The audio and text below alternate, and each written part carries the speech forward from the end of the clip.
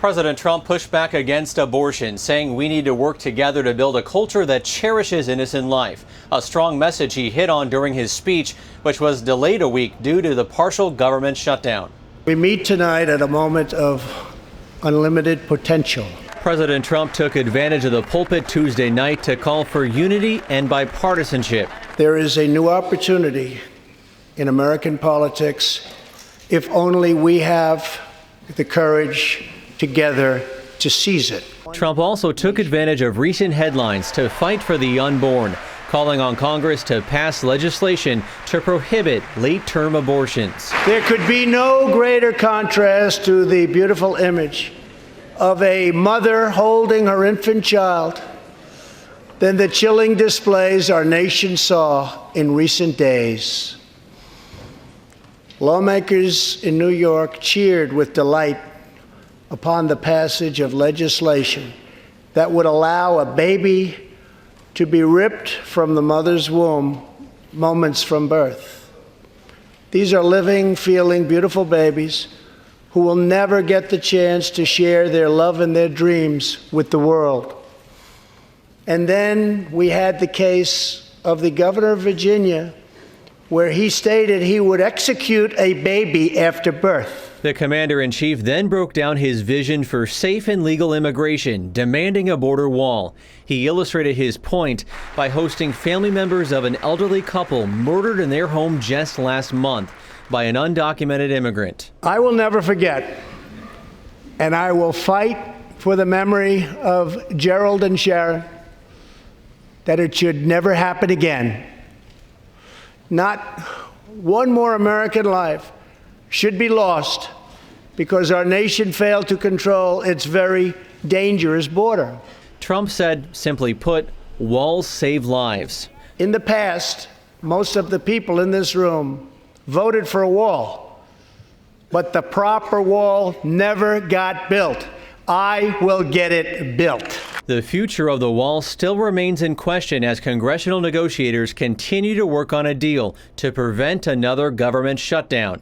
In the Democrats' response, former Georgia governor candidate Stacey Abrams placed blame for the recent closings of the government directly on the president. The shutdown was a stunt engineered by the President of the United States, one that defied every tenet of fairness and abandoned not just our people, but our values. Trump struck a bipartisan tone when talking about rebuilding America, fighting cancer, eradicating HIV, lowering the cost of health care, and the positive economy. An economic miracle is taking place in the United States, and the only thing that can stop it are foolish wars, politics, or ridiculous partisan investigations. He got a standing ovation from both sides after stating women have filled more than 50% of new jobs created in the last year. We also have more women serving in Congress than at any time before. Trump then reaffirmed determination to protect American interest and end foreign wars. If I had not been elected President of the United States, we would right now, in my opinion, be in a major war with North Korea. Now, President Trump confirmed his second summit with North Korean dictator Kim Jong-un for February 27th and 28th in Vietnam. As for lawmakers' reaction to the president's address, here's Capitol Hill correspondent Abigail Robertson.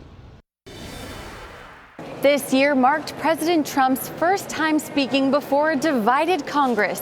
And while Republicans praised the president's remarks, it was very inspirational. He did a great job. The president did an outstanding job. He, to me, knocked it out of the park. Democrats disagreed, with the Senate Minority Leader hitting the president's call for unity even before the speech. In the past, he's called for unity and he's forgotten about it by the next morning.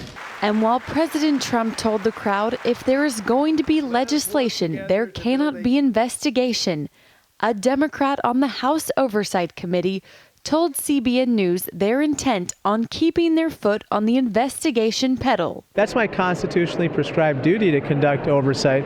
The American people hired us to be in the majority to serve as a check and balance on the Trump administration. Still, Democrats acknowledged they supported some of the president's remarks, and unity might just be possible, even in the most divisive area. First of all, I have to say one thing that really stuck out was the president never said, I'm going to have a shutdown if I don't get my $5.7 billion of defense. He never said that.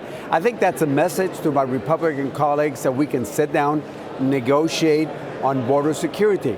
Now, we are going to put billions of dollars, but it's not going to be billions of dollars on defense. Congressman Cuellar sits on the Bipartisan Conference Committee, currently negotiating the compromise bill for border security. We have to find a balance between our neighbor to the south and at the same time, not only to our neighbor of the south, the trade and tourism, but have security.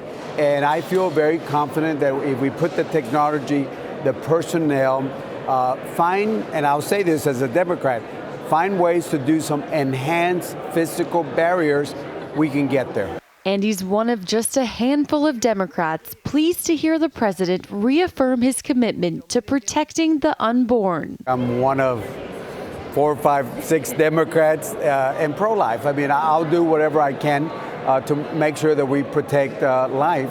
But I do know the makeup of the House.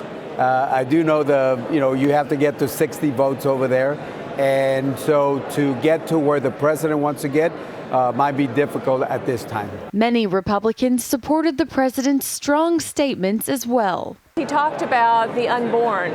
I was very appreciative of that moment too, to recognize that life is precious and that it should be protected, unlike what's going on in New York and Virginia. So those were all very inspiring moments. The high from this year's address will be short-lived for Republicans if lawmakers fail to reach a compromise by the end of next week to prevent another government shutdown. Reporting from Capitol Hill, Abigail Robertson, CBN News.